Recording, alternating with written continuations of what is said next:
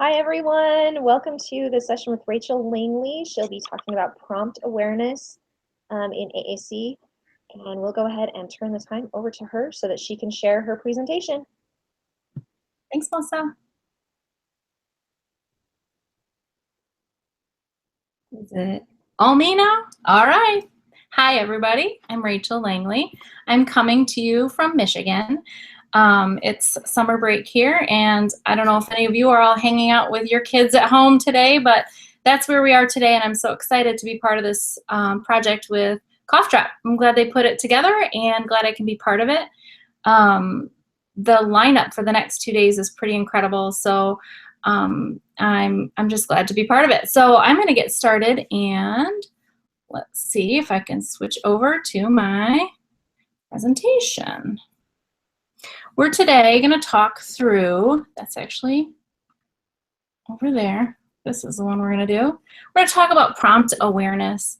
And the term prompt awareness is something I developed because in talking with families and teams about learning augmentative communication, it came up quite regularly that we all have a different idea of what prompting is. And so I've called this when helping isn't helping, because sometimes we, in our kids' lives or teachers or paraprofessionals in the lives of our AAC learners, are really genuinely trying to help kids and help them learn how to communicate more effectively. But sometimes if we're not cautious and aware of what kind of prompts we're using and using them with specific intention, we can sometimes create more problems. So there was a clear need to talk more about what that looked like. So here's a picture of me and my family and a little about myself. I graduated from Michigan State University with both my undergraduate and graduate degrees. I currently work for Eaton RESA. It's a regional educational facility, which is in a pretty rural part of Michigan. I cover a broad kind of geographical area, but some suburban schools, but a couple are very, very rural. So that's where I'm at, and I feel like I'm fortunate to have this opportunity to dive pretty deep into AAC. I was a more traditional speech-language pathologist for 11 or 12 years, something like that, before I specialized in AAC. And even in that time, I had a lot of learners that had complex communication needs. But we didn't really have a resource around this area that talked in great detail about augmentative communication and how to do it and do it well. So I'm grateful for this opportunity to have this job in the area I'm in and have a real conversation about what it looks like to talk AAC and to help kids learn and be better communicators. My partner in crime, my assistive technology specialist at my work, and I partnered with the Michigan State Agency to start a project called Talking AAC. And so we're in our 4th year of presenting a conference here in Michigan where we focus real intentionally on best practices and great information as far as developing professionals and parents to be better communication partners and help their kids learn and be more effective communicators through AAC. So we'll start with just a general definition, because as a speech-language pathologist, even through my undergraduate and graduate studies, we use the term prompting, and I see it a lot in IEP goals that we talk about. A student will do something with minimal prompting or with maximal prompting or with physical prompting, but oftentimes those are kind of shifting targets. What might be a minimal prompt for you might be what I consider a pretty maximal prompt. And so it came up just as a group. We have a group of people in my county that meet as a professional learning community, a PLC, for speech-language pathologists who focus a lot on augmentative communication. So one of the things we talked about when we came together is this recurring issue of we can model a lot and we can try to coach, but the real key implementers are the people who are with our students all day long, which is usually the teachers, and in a lot of cases some extra bodies, some paraprofessionals in the classroom, or teacher assistants. Call them paras or paraprofessionals here in Michigan, but I know paraeducators, things like that.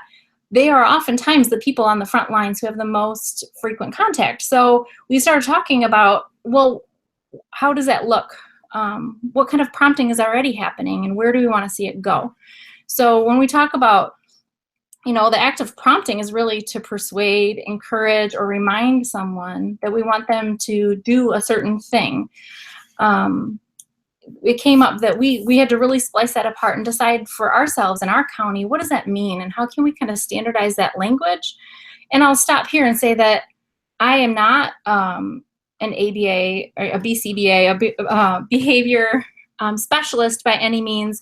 And I know a lot of our friends that do live more fully in that behavior field already have that existing definition of prompting and manding and tacting. And sometimes part of this conversation about prompting means we have to have that intentional conversation if our students are also getting behavior services, because again, their definition of prompting or a prompt hierarchy might be very different than what we think in the school.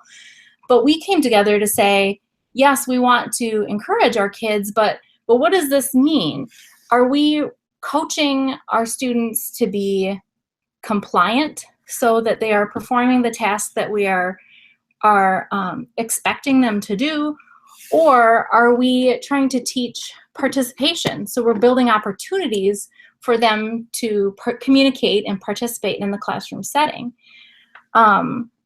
This topic really came up when I talked with a team that were helping a young kindergartner, and there were several AAC learners in the classroom, and so we had several parapros that were supporting them to various degrees. And at one of our kind of coaching sessions, one of the paraprofessionals said, okay, but what do I do when I can clearly see on this little kindergartner's face that he is mad and he's frustrated and he won't come to carpet to sit down for circle time? How can I get him to say, I'm ready to sit, or let's go, or I want to sit on carpet, or whatever it is that the classroom is doing at that time? And so we had a good conversation about the difference between, well, you could physically, make them say, I am ready for carpet, but that is not our goal. Our goal here is not to force compliance out of our young learners. Our goal is to teach them the language so that they can functionally communicate in that given moment. And so in that case, we had to say, slow down and stop. That's really not our ultimate goal. But I'm glad those kind of questions come up, because our goal isn't to maybe kind of force or coerce words, persuade, as that definition said, but our goal is to label what we see and give our students words and another method to communicate. In this case, that child was clearly frustrated and he was not ready to sit down and participate and listen to the conversation. So instead, why can't we identify and say, oh, you look frustrated. It looks like you need a break. Let's take a 2-minute walk and come back. And then I can model time for carpet, or whatever it is. We can walk through it and do a problem solve together. But I think that's an interesting concept of, is our goal to make them say what we want them to say in that moment, or is it to give them the language to communicate their actual thoughts and feelings? So we'll talk through some more of that. Here's a quote from the Light and McNaughton book. Communication's not the end goal in and of itself, but it's to allow individuals to participate effectively and attain their goals at home, at school, or at work or in the community. And yeah, we want words to come. That is the ultimate goal, but it's through the process of language, giving them a means to communicate and engage and be social. So I often refer back to the National Joint Committee's Communication Bill of Rights. And if you haven't seen this, it's available at the ASHA website, American Speech Language Hearing Association, and the link's over here on the side.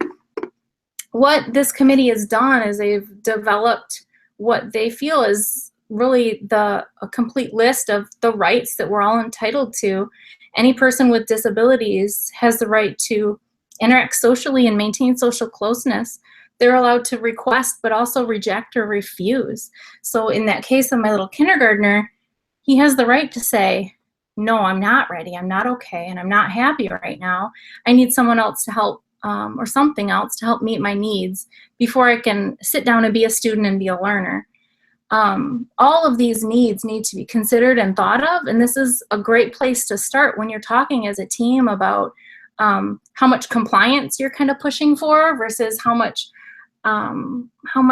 language and communication and engagement you're looking for.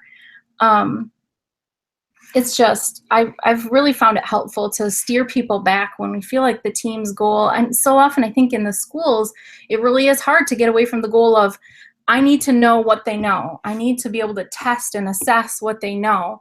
And until you can talk about it, and until you can socially engage, and until you have the language to do that, it's kind of putting the cart before the horse. So sometimes we have to say, I know that's your goal, but behaviorally, the student has a right to say, I don't want to sit down at carpet and do calendar right now. I need my sensory system is overwhelmed from this transition. I need a break. And so we have to respect that right. So what does communication prompting look like, and why do we use it? And again, I shared that we had a journey as a PLC, as a professional learning community, where we kind of said, we've got to make this more tangible and kind of more thoughtful for our staff. It'd make our coaching easier, so we're using similar language when we talk to people and things like that. So if you look, there are a lot of sources, both in research and some of these are kind of shared out professionally through different AAC communities, but there's hierarchies that organize the amount of prompting we use to get to a strategy. So for example, on the left, there's a strategy that's available through the autismhelper.com. Generally, they start with the least amount of prompting, and they gradually increase through small increments up to the most amount of prompting.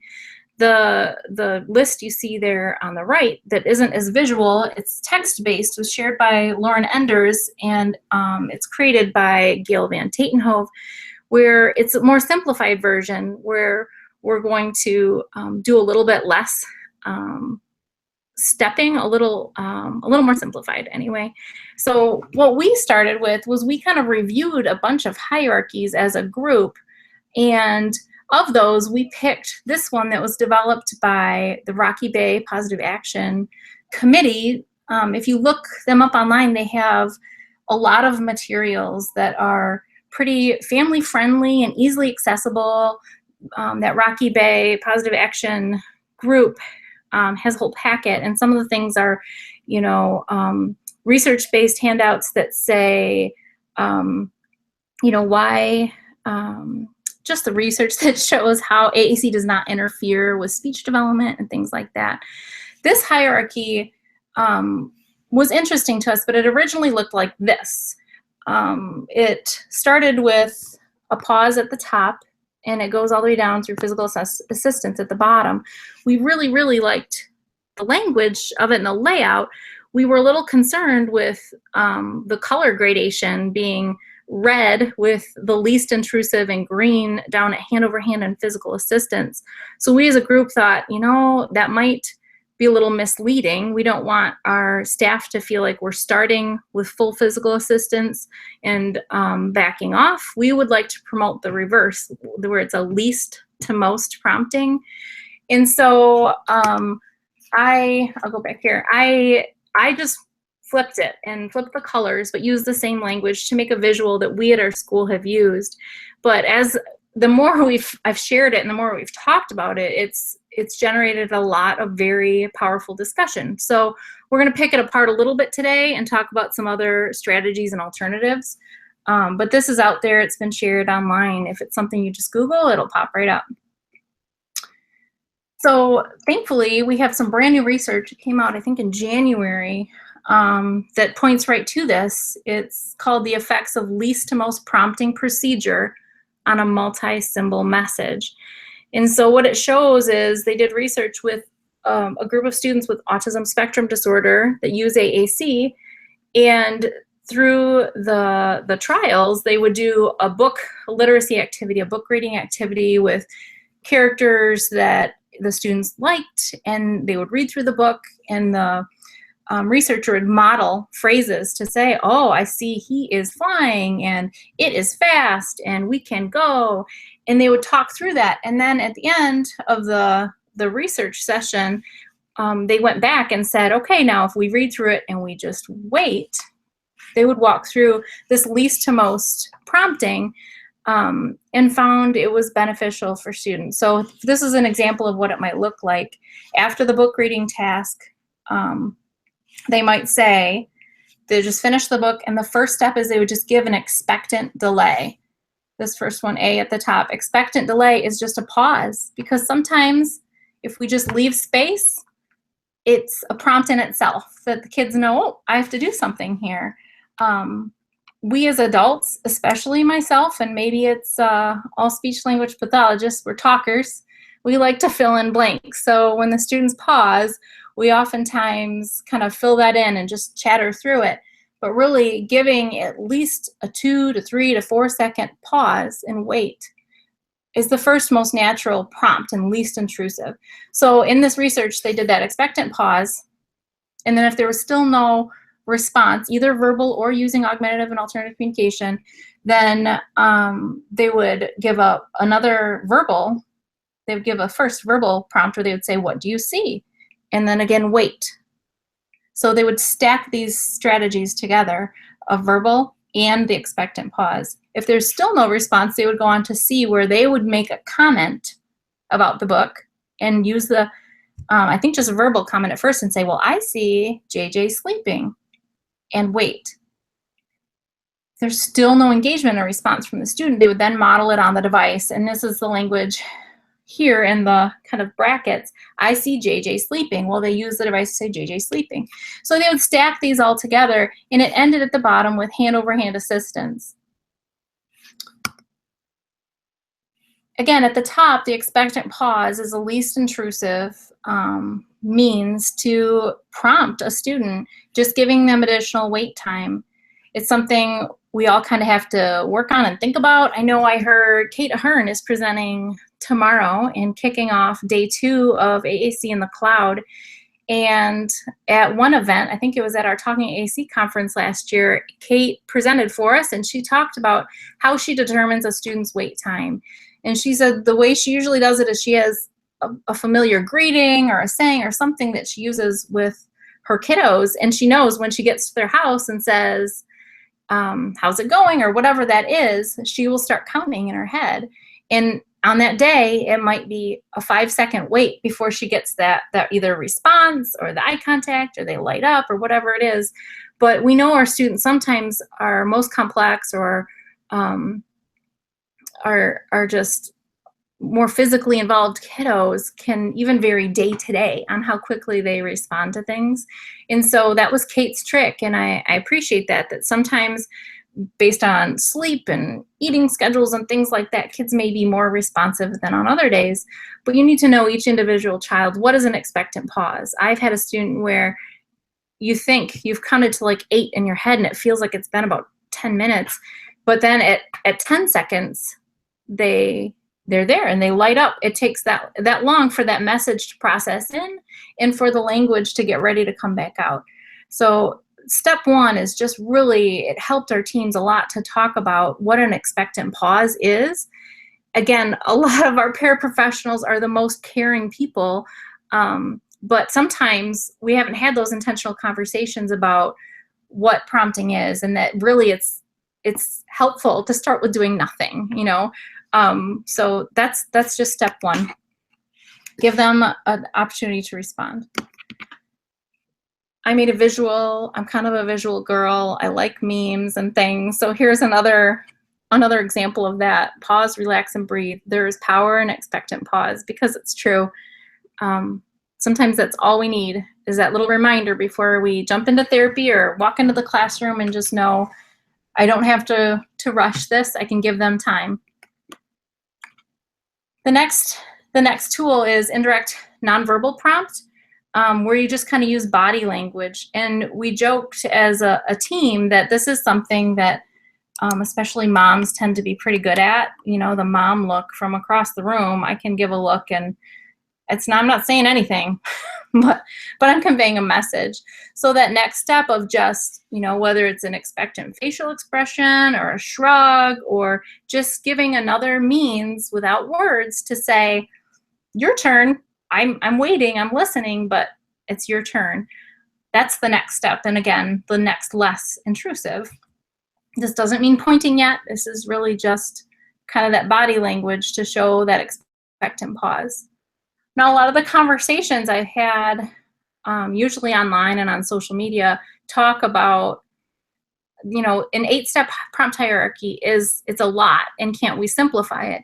And you can. I mean, that Gail Van Tietenhove one was a nice, only 4-step prompt hierarchy.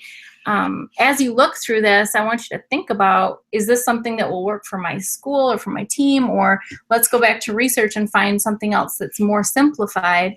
For us, it helped, if nothing else, to show that there is more than 1 or 2 things, because sometimes our staff were going from an indirect verbal prompt, what's next?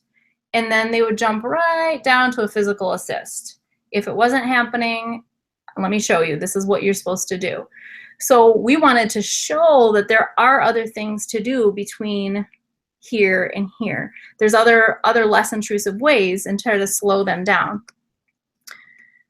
Oops, the indirect verbal prompt, yep.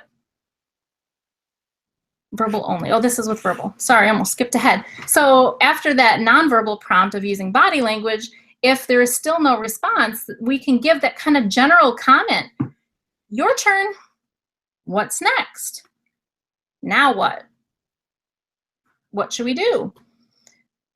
Question prompts without drilling, it's different than saying, I have had some folks who interpret this to be, what's this? What's this? What's this? And, holding up a picture, holding up an object, and waiting for like rapid fire labeling. And that's not what we're talking about here. This is less direct. That's why it's the indirect verbal prompt of saying, what would I do next?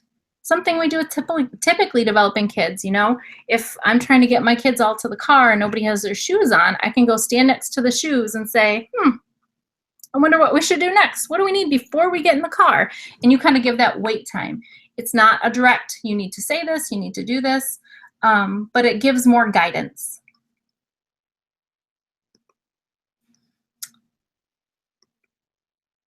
Now, I've done this presentation before. I'm trying to trim it a bit, so I'm going to move a little quickly. I'm talking a bit much, but the one thing I want to talk about as we enter into these next ones is all of these next 3 here, the request to response, gestural cue, and a partial verbal prompt, kind of are getting into a kind of dangerous territory, and that's what the caution signs were for.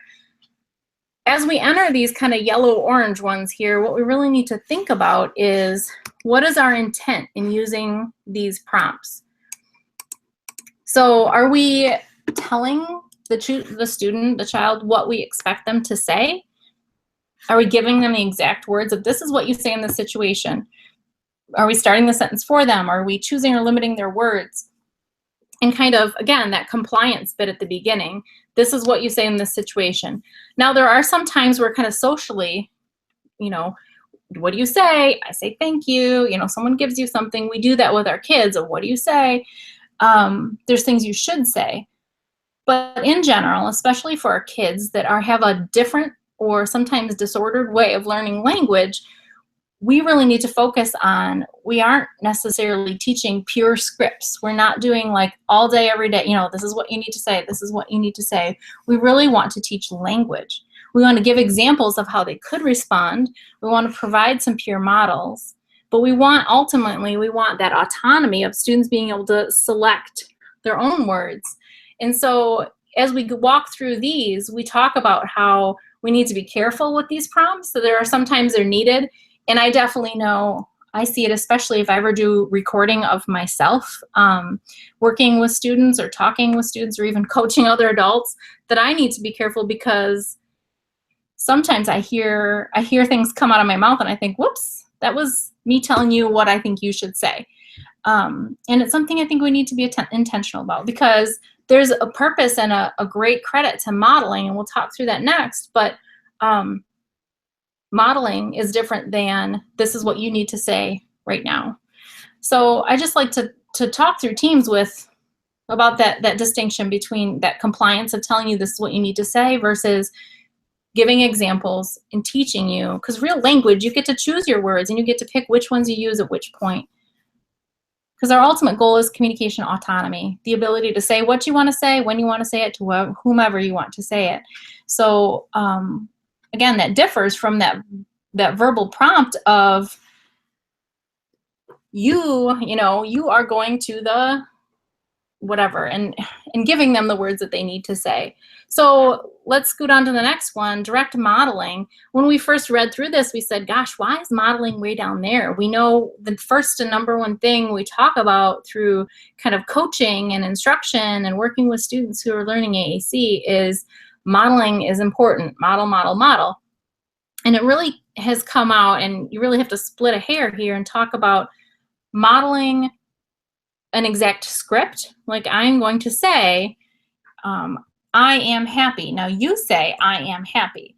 That's this direct modeling. This is kind of the most restrictive modeling, where I'm going to say what I think you have to say, and then you are going to say it back because I modeled it for you. And that's different than when we talk about, when we say modeling in the sense of aided language input, where I'm going to talk using my voice. I might observe what you're doing. You look happy. I might comment on how I feel or what I observe in the room, but I'm not going to require that you imitate directly what I'm about to say. So in a sense, modeling is much higher kind of on that chart, but it also, if you're doing it in a real restrictive way, that's why it's kind of level 7, really kind of deep on this kind of prompt hierarchy. So we know that it's the first and best way for teaching aided language is to use aided language. If we use it, they will use it. There's a lot of research, which I'm going to probably go through a little bit faster for time's sake, but thankfully I saw there are more presentations and AAC in the cloud that that address aided language input specifically. But we know that when we want students to learn this new mode of communication, the best results come if we also use that mode of communication. We're intentionally teaching words, repetition with variety, and a meme, because I like memes. If you know The Office, or Office Space, sorry, that would be great. Like I said, there's a lot of research. I provided slides. I know this will be shared at the end, so I'll make sure I leave it on kind of the resources and references slide a little bit so you can see some of those, but there's a lot of research supporting aided language input as a tool to model and teach language to our AAC learners. One nice kind of aha moment, I guess, I had when I attended pod training. I did the 5-day level 2 training with Gail Porter in Michigan a few years ago. She talked about the amount of time we need to really input language and expose kids to aided language. Some of our kiddos might have just a motor deficit where either they have apraxia or they have cerebral palsy or whatever it may be, but they have intact language internally. They need a method to get it out. The amount of time you need to model aided language would be much shorter than for someone who is not developing language, receptive language appropriately. And that's a hard thing to see sometimes, but I know in my experience, a lot of students who have autism or have some kind of auditory processing difference or an unknown or different neurological challenge or difference, that they don't have that language infrastructure that they can just say, ah, okay, I know that word, that's the symbol that goes with that word. They're learning the word and the meaning as well as the symbol associated with it, and therefore they will need a longer period of aided language input. So that was just a nice realization we talk about, especially if you use pod, how it could take a while, a lot of modeling. Same is true on any AAC system, is depending on your learner's specific needs, it could take quite some time for them to understand this is the power of language. And another, Linda Burkhart's also a pod trainer who says prompts are always used to support the child to communicate their own message and never used to elicit an externally contrived message. Again, it's not about compliance or direct imitation. It's about supporting the child's efforts in getting their message out. Just peeking at the time. We've got a few minutes left to cruise through these. And then at the very bottom of the prompt hierarchy, both the one that I've created, but I'm just about every prompt hierarchy you see, it ends with physical assistance. And we have to have a conversation about this because, again, I think it's a strategy we see used a lot. Hand-over-hand assistance is, again, a slippery slope. I'm not trying to make anybody feel bad, and I know a lot of people work with it, but this is why we need to talk about it, because I have worked with a lot of kids who have experienced years of hand-over-hand assistance, especially a few kids that don't really have a lot of motor complexity, but we were using it to help them understand this is what we expect. And I don't know if there's any professionals out there watching, have seen kiddos come to you where their very first step is they just put their hand out for you to take and direct. It isn't reaching towards a word or a symbol. It's kind of reaching their hand towards you to say, okay, show me what I need to do. And that kind of prompt dependency is a really difficult habit to break. But even in addition to that, we have to go back to our why. What's our goal?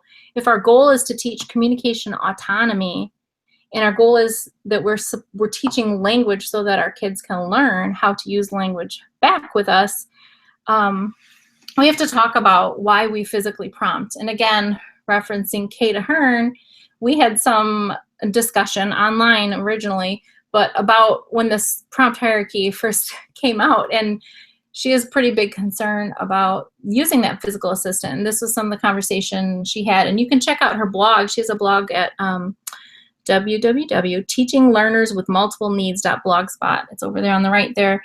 But what does a hands-on full physical cue tell the child? It tells them that we have the right to manipulate their bodies and make them touch or do things whether they want to or not. And it means that we have the right to force them to say things just because we want them to say it. And so I know there are kids out there that we feel like benefit, they need a little stability, and they need this to practice the motor planning. But we have other ways. We have other ways to do that. For kids that we need to work with our OTs and our PTs if it's about motor planning and stability and things like that. But if the physical complexity is too great to use a direct selection, then we need to talk about other methods like auditory partner-assisted scanning and auditory scanning and things like that. So really, the physical assistance is red for a reason. Red as in stop, as in this is the most intrusive you can get. And are you really teaching language anymore? Are you teaching just compliance? Look, when I ask you this, you do this. We don't want kids that just hit a switch, just to hit a switch. We don't want kids that just reach out and tap at a screen because they know they're supposed to do something. It's much more important. I'd rather have a kid have access to a smaller bank of words that they can use intentionally than have a lot of words that need full physical prompt. We need to teach the power behind those words before more meaningfully than making them say it. We have better ways. This is Kate Ahern's revised vision of something like a prompt hierarchy. Again, you can find this at her blog, Teaching Learners with Multiple Needs. For her vision, she has that aided language stimulation or modeling my own message as the overarching umbrella of our strategies that we use. And from there are some strategies like an expectant pause and that indirect cue that we can use somewhat. And she makes them smaller and smaller as they become kind of more intrusive, or things, if I were you, I might say. And then the very smallest item she has down there is, well, maybe we need to increase the motivation. If we really can't get a child to engage, maybe it's something that they really don't have an interest in doing. So the main message that we share with our staff is that we are always looking for the least intrusive prompts, and preferably that we're always staying up here in the top 3 or 4, that I can always, always, always start with an expectant pause And if I feel like my student or my learner or my child is unsure of what to say next, that I can always model, well, I see this. This is how I feel, or this is what I'm observing, me as the adult, and give more opportunity. But I can also kind of give some gentle, I wonder what comes next. Some other strategies. Here's a sum up here of prompt awareness. And again, I made that term prompt awareness because I feel like it's important that teams discuss. I might say minimal prompt, and I mean an indirect and nonverbal prompt is the most I want to be giving this child right now. Or they have prompt dependence, and here's how we're approaching this, or whatever. But if my special ed teacher or another therapist or the paraprofessional have a different vision of what minimal prompt is, oh, I just took his hand a little bit and touched all the buttons, it really will do a disservice to our child. So as a team, we need to have a shared meaning for what our prompts are. You might not use a hierarchy like we have there. You might pick a different one, or you might say, I'm just going to knock number 8 right off of that because we don't want any hand over hand contact. We don't want hands-on kids. But come up with a shared goal. Promote those expectant pauses and the less intrusive ways to teach language. We have another great presenter, Karen Owens, is presenting, I think this afternoon, later today. She's from the Facebook page and the YouTube channel, We Speak Pod. And she has kids that have a lot of motor complexities, a lot of physical complexities, but she's been an amazing proponent and shared a lot of great tips and videos about how she uses independent autonomous communication, how she models and how she makes it available. It takes a lot of, I so appreciate her examples because it takes a lot of courage to share videos like that, and it takes a lot of practice and training to see how that can eventually be kind of a natural thing. In addition to that research about least to most prompting, we also have a little bit older research that talks about the power of modeling a skill is more effective than hand-over-hand instruction. And there's a reference, again, I'll share it with you later, but in the resources, but we have that research to say students with severe developmental delays do better with passive observation of a model than of you taking their hand and physically making them say something. Here's an example. I just mentioned Karen Owens of a video model. Why not video model? Why not show what it would look like? In this case, she's using Pod. Her kids they do some direct select through eye gaze, just one of her kiddos, but she also uses partner-assisted scanning. And so the organization of this Pod communication book is for partner-assisted scanning, but she will show you through direct selection how you could model. And I'll just show a minute of this or so. I have something to say. I want to make something. Draw.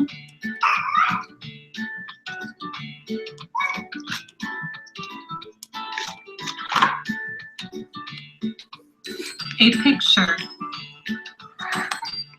I need paper.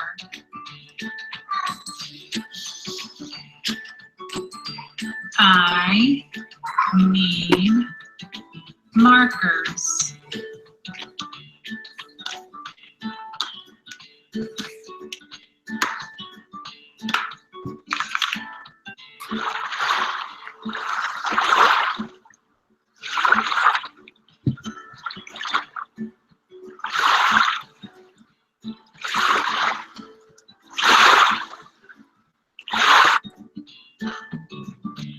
I am finished drawing. What did I draw? I'm telling you something. It already happened. Okay, I'm gonna stop Karen there, but isn't that just the sweetest video? Very simple. Well, although I don't know that I could add sound effects to my video modeling videos, examples. Very nice job, Karen. But how great is that you have a direct model? In Karen's case, she's shared online that her kids love to watch these videos. I mean, some of our kids with complex needs, they do a lot more kind of video time for relaxing and recreation, but what if a video model was part of their day too? So they have other opportunities to hear the language and see the visual paired with it. Just another good way to get some input. All right, I'm trying to save time for questions, so I'm going to wrap up. Again, we share a lot of these same principles as part of the Talking AAC project. We're coming up on our next conference this November. We're thrilled to have Karen Owens, who you just saw in that video model, come as a keynote. Erin Polk from Creed's World will be another keynote presenter. And Kate Ahern is coming. We've got a lot of great, and Karen Erickson for literacy. We've got a lot of great folks coming. So check out our website for resources like that. This isn't something I do as an extra job. It's just part of my work, because part of my Eat and Reset we put on this conference, and it's been really great watching it grow. So I'll just leave you with this, that from that Communication Bill of Rights, all people have the right to interact socially, maintain social closeness, and build relationships. And that's really what we're trying to promote. So thanks so much for watching today. I'm gonna switch back. I did say I would share, I have a lot of resources. I've done a longer version of this presentation, and so I had to trim out a little bit of it. You may have some extra resources here, but I know this is being recorded and being made available at a later date, so you can always kind of come back through, check out the different resources and things I've cited here and talked about. Let me see if I can remember how to get out of here and back to, where's my screen? I can do this. Ah, there's Melissa. I'm getting there. Good job. Okay, so that's a wrap for my part. Are there any questions I can answer? I tried to save. I saved a few minutes. So if anybody has any questions, you're welcome to share those in the Slack channel, and then we'll present them to Rachel. Rachel can answer them from there. I did have a screen going, and I so appreciate whoever is over there sharing a lot of the resources I talked about. You guys are awesome. I saw Kate Ahern's page come up, teaching learners with multiple needs. Some of the research that newer, it was I guess February this year, the effects of least to most prompting. And Talking AAC.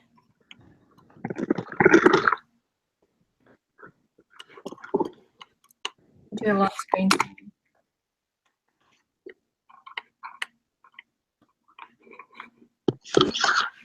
And I didn't have a single kid barge in on me. I didn't even lock the door. I'm so proud. Everybody gets ice cream in my house.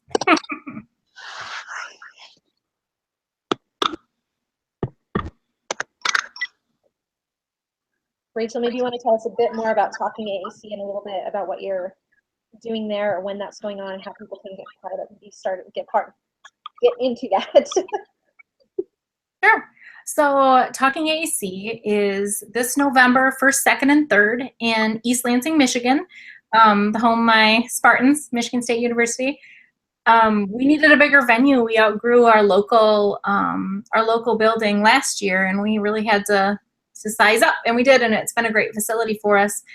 This year we have a pre-conference day on November 1st where Karen Erickson is coming to talk about AAC and literacy. And you can look her up if you don't know Karen Erickson. She has phenomenal work through UNC Chapel Hill and Center for Literacy and Disability Studies. And she's part of Project Core, if anybody's heard of that. And that's a free resource out there, a grant-funded project with amazing resources on core vocabulary. We also have Kate Ahern is coming and doing a one-day pre-conference on Motivate, Model, and Move Out of the Way.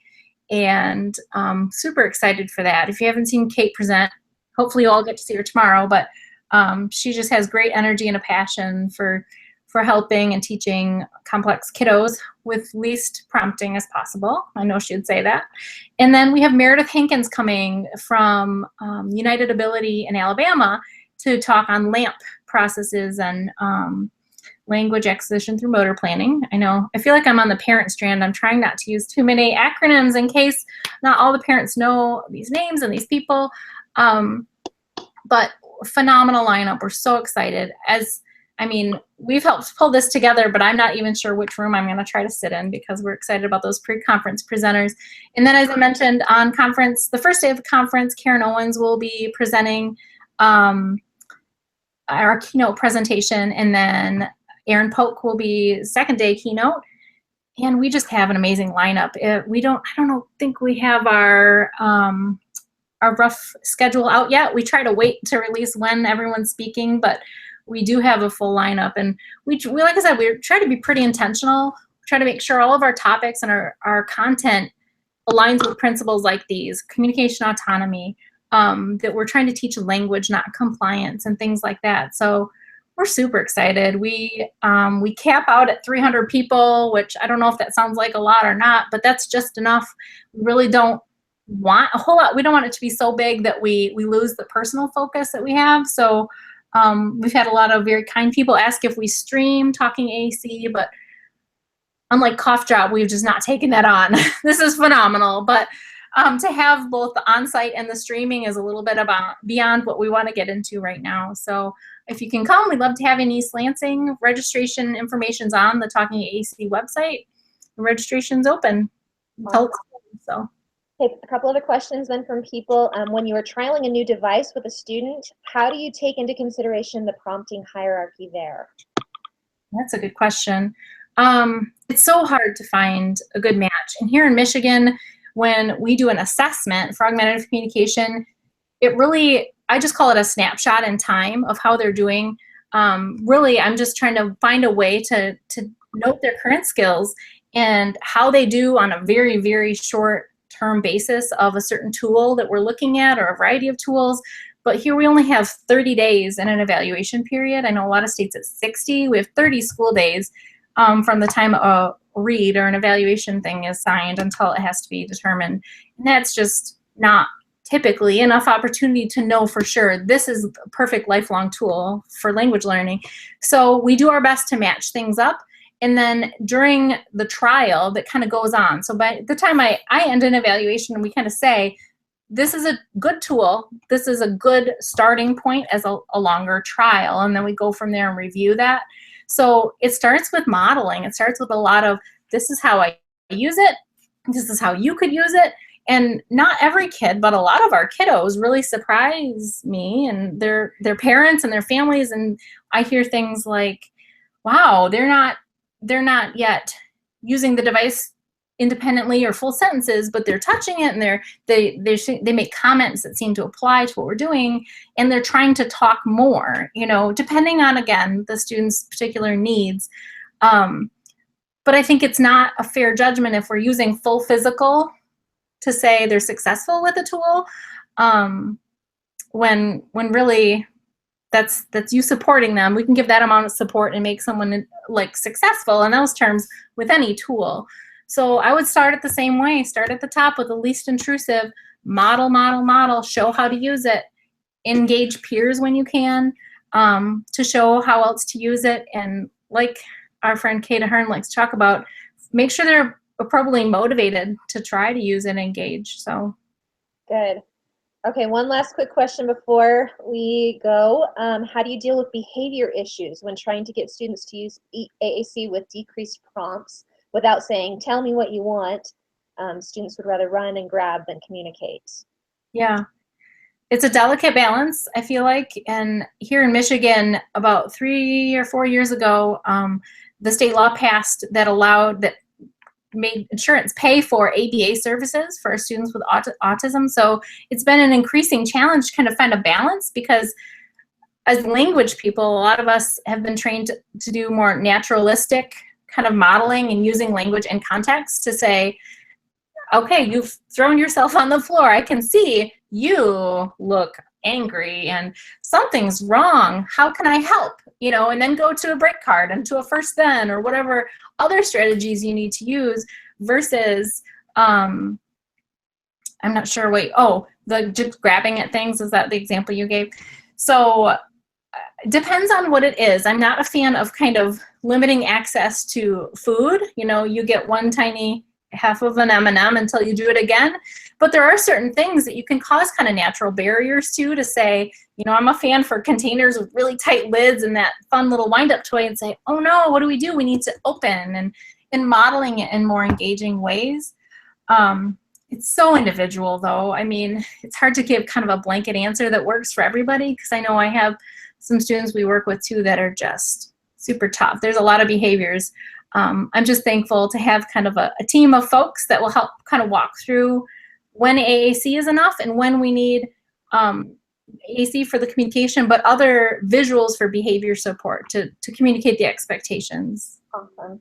Thanks so much, Rachel. We really appreciate your presentation. If you want to try and engage with Rachel, you're welcome to do that in the Slack channel. Rachel, you've had a couple requests for a copy of your slides, so address that as you'd like. But Okay. thank you for attending, and we will get ready for the next set of sessions. Awesome. Thank you, guys.